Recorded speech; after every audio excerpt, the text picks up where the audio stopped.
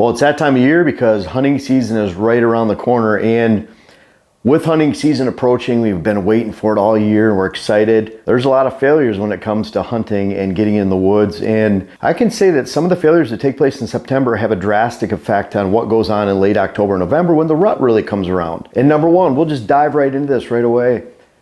All-day sits. Is it time for an all-day sit? It isn't. We'll discuss that in another video more in depth. But all-day sits can really hurt you. And even if you're in the right spot for an all-day sit later in the season, that doesn't mean you're in the right spot in the early season for an all-day sit. Think about it, that deer are heading to food in the afternoon, hopefully a quality food source that you've identified. That's what drives all deer movement every single day. If you're on private land, that should be some type of food plot, because even if you have great habitat, maybe if you have a few apple trees in an orchard, it's doing well. Someone 1.5 miles away puts a good food plot program in. They plant a good food plot program. You're not going to see the deer that you're used to seeing. You might not see any deer at all. So it's critical on private land to have food plots. If I couldn't plant food plots on private land, I would just hunt public land, which I do every year anyways in 1 to 2 states or more. I like hunting public land. And at least on public land, you can find the food source of the moment. In September, white oaks rule. If you can find white oaks, acorns, they're dropping right now in southern Minnesota and Wisconsin. Those white oak acorns are juicy, great to find those. But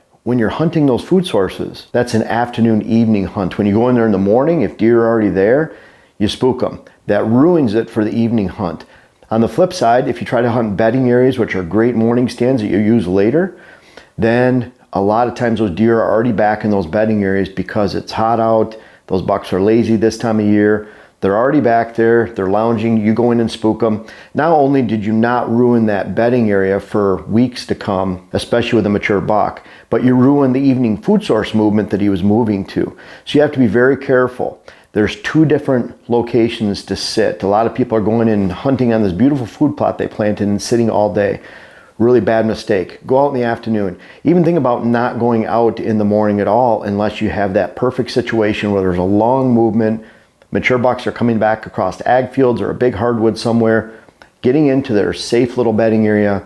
And I like to hunt them if I'm hunting in the morning in a transition area on the way back to that bedding area, not the bedding area itself. A transition area that's fairly open. Deer haven't been spooked yet because it's early season, and that becomes a great morning spot and not a good evening spot because I want to be closer to the food. Let's face it, that afternoon food sources, and what I like to teach and what I have on my own lands, my client lands, is I want that food source to be the bottom of the funnel of daylight movement on private land. That means the closer you get to the food source without spooking out the food source, the closer you are to multiple deer trails coming into one location because it is that bottom of the funnel. All day sits. People get really excited. They have this pack full of games and chocolate and candy and snacks and sandwiches, and they put it on social media and they say, look, I'm going out for an all day sit.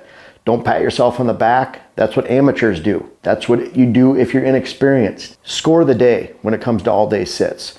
Where you sit in the morning, where you sit in the evening. It might be that there's that perfect stand that features an X of movement between bedding and feeding, but those are very rare, and they're definitely rare in the early season. So don't spook out your land stands and think you need to sit all day in one spot, because there's a good chance of 90% chance that one portion of the day is going to be very bad, because if it's a morning area, they're moving towards food in the afternoon away from your area. And if you're hunting an evening area in the morning, you're probably spooking out deer. Either way, you're spooking out deer. And it really pays to really define what a morning stand, evening stand is, and not sit all day this early in the season. Hunting too soon. You can shoot more deer by sitting on the couch. Let me repeat that. You can shoot more deer and older bucks more consistently by sitting on the couch. That's another amateur statement. You can shoot more deer by being in the woods. You can't shoot them sitting on the couch. You know how many deer that has saved? That really age-old bad advice that's been passed down from generations. It doesn't work, folks. Quality time in the woods trumps quantity any hunting season. That's where you'll find consistent success. Consistently going into the woods, burning out your favorite spots. And if you're on public land, you'll wear a trail out to your stands. I want to be a little bit more secretive. I'm even careful on public land of not crushing ferns by the truck. I want to make sure people do not know where I'm going.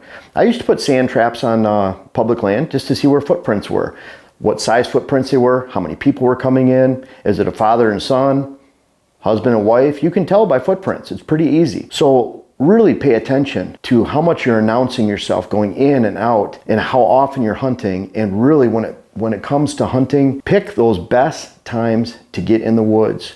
It'll pay off big time. One quality day can be a 50% day of opportunity, and there's no amount of 1-2% days, and that's the difference. There's a lot of times you can always shoot a big buck no matter what the weather is, no matter what kind of day it is, how windy it is, how hot it is, how cold it is, but that's a 1-2% day, very unlikely.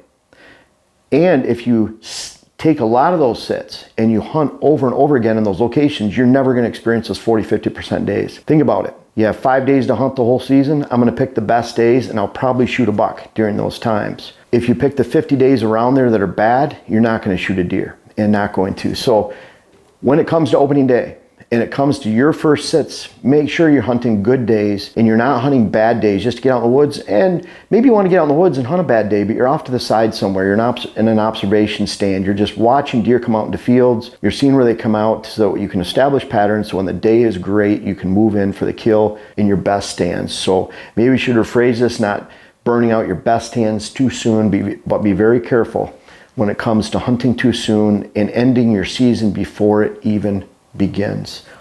Number 3, think about it, along with number 2, that the season is a marathon. You're going to do well by taking consistent quality jabs at the deer you're after, whether it's a big old doe, mature buck, whatever it is. You're going to find success by just taking quality jabs consistently throughout the entire season. The season is a marathon, not a sprint.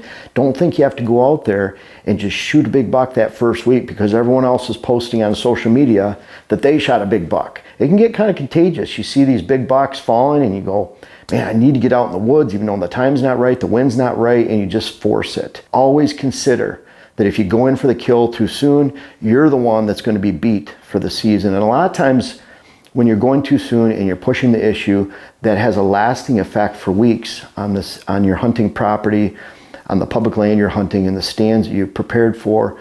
Think about how long you prepared for the season. Scouting on public land, hiking, planting food plots, putting water holes in, mock scrapes, trail cameras, whatever you do, whatever you enjoy, the buildup is the fun. Think about how many months, how many weeks you prepared, shooting your bow, practicing with your weapon, and then all of a sudden you go in and just in a moment ruin your season or destroy the ability for you to find consistent success where you hunt.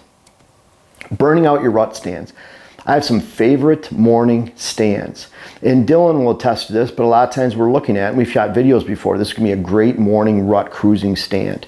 When do we hunt those? In the morning, during the rut. We wait till the pre-rut. A lot of times I'm going in. Last year, my first sit in Wisconsin, had a beautiful opportunity and a great buck. And unfortunately, I kept messing up last year. It was one of those, hopefully 1 in 10 years, because I did have a really bad year in 2010. So fast forward to 2020. But the first 3 stands that I sat in, my rut cruising stands, were sat in for the first time all year. I had opportunities at mature bucks, and that might even been 4. I'm starting to get into embarrassing numbers, but bottom line is that you wait all year for those best stands. You wait for the right time. You wait till the pre-rut for those morning stands. You get in next to bedding, between bedding areas. There's stands that haven't been disturbed all year. You go in, and it's amazing how you get a 50% plus sit with those by just being patient. And that patience is hard because of that phrase. You can't shoot them out sitting on the couch, but you can. That's a big lie in the hunting industry. Product dependent. Are you waiting on gadget, gizmos, sprays, gels, dust, powder to hide your scent? To call in deer? Decoys that you shouldn't be putting out because you're going to spook the first deer that comes by? And you're burning out your stand, you're burning out your land, you're burning out your hunt. Rely on good hunting tactics. I have a playlist. It's Advanced Whitetail Hunting Strategies on this channel. I have lots of playlists. I encourage you to check out those playlists. People ask all the time, do you have any videos on hunting thermals and hills? Well, I have 19 of them. They're in a playlist. Do you have any videos on water holes? Well, I have 40 of them. Do you have any videos on mock scrapes? I have 40 of them. Do you have any videos on food plots? I have 200 of them, obviously. There's a lot on the channel. Advanced Whitetail Hunting Strategies, that's my biggest right there. Hunting nocturnal bucks, that's another playlist. But when it comes to finding bucks consistently, those oldest bucks in the neighborhood. And let's face it, you know, someone will say, well, I want to shoot does. Why don't you ever talk about shooting does? Because if you learn how to hunt a mature buck and you do that successfully and you can actually practice that routine, I want to be really emphatic about these. Hunting does is very easy when you know how to hunt mature bucks, because does do the same thing in a very small tight pattern every single day of the season if you do not disturb their bedding areas and food sources. The sign of a great deer parcel is that does are easy to hunt. So if you're having a hard time with does, you need to take a step back. Is it the quality of food on your land, the quality of cover? Are you disturbing those? Are you spooking deer? Are you moving them around? Are they getting wise to stand locations because you stick out, because you move? Maybe you're even hunting over a bait pile and the does just get used to someone sitting there. That can be very difficult. A lot of times it boils down to how someone is hunting. If you learn to hunt with advanced whitetail hunting strategies, you learn how to hunt just the hunting solid basics, then everything else falls in line and you don't need those gadgets, gizmos, products. And I would say the vast majority of products designed to help you shoot more deer, hide your scent, attract deer, I would say 80%, 70%, there's a high percentage of them that simply 100% don't work. What they do work is to suck your money out of you. Learn how to hunt, save money. And boy, there's a lot of September deer fails, and wait till we get into October. I can't wait for the season to begin. Always, you know, I'll end with this, you know, best advice is think of the season as a marathon. Chip away with quality, predetermined hunts with a lot of strategy, and you'll find success not only in September, but all season long. Well, I'm real excited, folks. I appreciate you watching this video, but my next web class, How to Plant Food Plots, How to Design Your Food Plot Program, is out. And it really goes through a step-by-step process for not only how to plant your food plots, but why you should plant them, where you should plant them, what you should plant, how you should create them. There's a lot of different modules. Ends up about 30 videos altogether. I urge you to check that out.